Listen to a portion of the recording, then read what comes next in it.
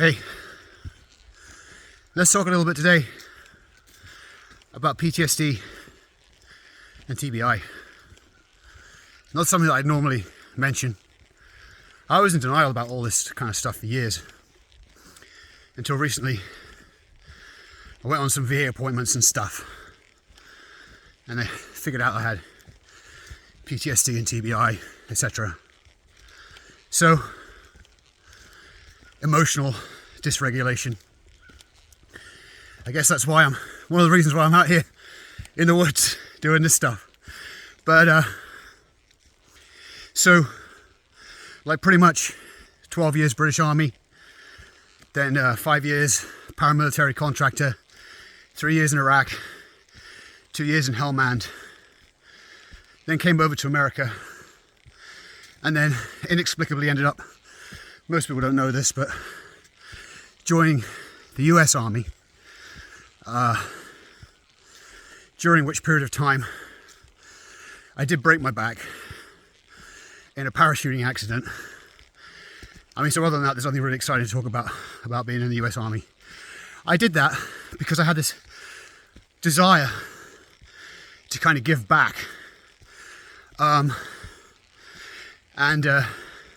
Actually, I got citizenship, not because I was married, but because I went to basic training. I was 37, 38 years old. Still beating all the young kids. I said I wasn't going to talk for too long today, but the parachuting accident was totally ridiculous. I was jumping steerables at Camp McCall, which is near Fort Bragg. And previously, I had jumped at Fort Bragg. And I even remember coming over on an exchange exercise and jumping on the dropping zones at Fort Bragg. And it was all sand. So coming down at Camp McCall, I saw below me this beautiful sandy runway. I was like, okay, it was a windy day, so put myself into the wind, came down,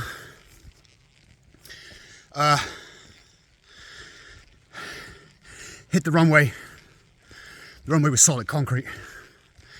Hit feet, ass, head, broke my back, knocked myself out. And in fact, that's one of my big things, is the treatment. Before that, I was like, best NCO competition, all that kind of stuff, even though I was old. And after that, it's what happens when you injure yourself in the US military. The officers are complete fucking pants, and they treat you like shit. So, got big things about that. But anyway, so I just thinking back along things. So when you're like deployed, and I was just thinking as I was walking along here about a couple of incidents, and these incidents were just related to the 1 year that I spent in Fallujah. And during that year that I spent in Fallujah, we were actually working for the Corps of Engineers, and we were conducting reconnaissance and close protection tasks, and sometimes we'd be in armoured vehicles, armoured Suburbans kind of deal, or sometimes we'd be in these Riva, South African Riva armoured vehicles, which had 2 turrets in which were mounted PKMs, etc.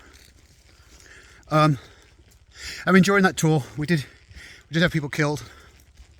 Not going to really go into that. And so, I guess one of the things is that when you're there, you don't really think about it because you're doing your job. And I'm not one for telling war stories because I haven't really got any great war stories other than the fact that I was a professional soldier. And so, usually as a professional soldier, you just do your thing. You know, the times when people win the medals is usually because they're put in a really, really crappy situation. Just go look at any of the situations. You know, Fob Keating, madness. All right, that's where you're going to get the Medal of Honor, because some idiot put you in the shit. So I was a professional soldier, but that's where I think a lot of stuff, like getting ready to go in the vehicles, putting your body armor on, all that kind of stuff, became like a kind of a ritual. What time are we at? Okay, became a bit of a ritual because because you're freaking terrified, even though you don't want to admit it to yourself. One thing that used to terrify me was EFPs, explosively performed projectiles, which are off-route mines, which would blast through the vehicle and take your legs off.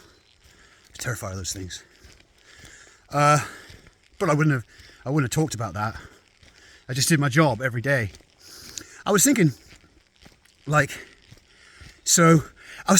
enough, about admin runs today. So we would go from Camp Fallujah down to the buyout, Baghdad International Airport, and that means you go on route to Mobile, and you come down and you go past Abu Ghraib, and then you kind of go in the back gate. One time at band camp, I was driving a pickup truck at the rear of this admin run, but the pickup truck was actually armoured. It didn't look like it was armoured, but it was at the back. And as I turned off the main road and then headed towards the kind of like, you go across this like dirt bit before you get onto the back road, which is like a raised embankment. And there was a big whack, and sitting there in the windshield right next to my head was a round, a sniper round. Think about that sometimes. I'm like, wow, because that would have taken my head off if that had not been an armoured window.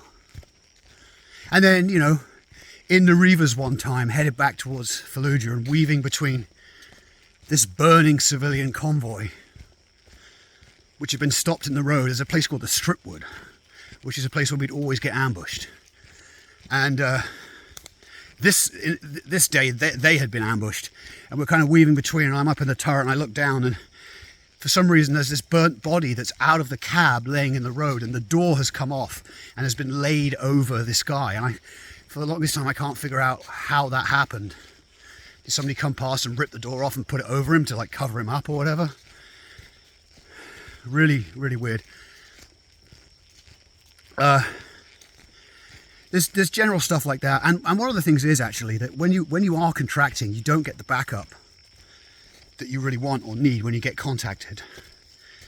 I remember sitting still next to Abu Ghraib on the road. This time I was in the rear vehicle as the communications guy, and we were stuck behind a very slow-moving American convoy. And we had to keep back 100. Okay, what time is it? We had to keep back 100, and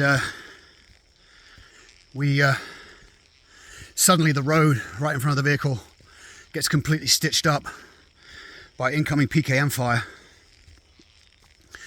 and I'm like, red button, which is a drill we had. We hit the Blue Force tracker, and then get on the radio, which was a Kodan HF radio.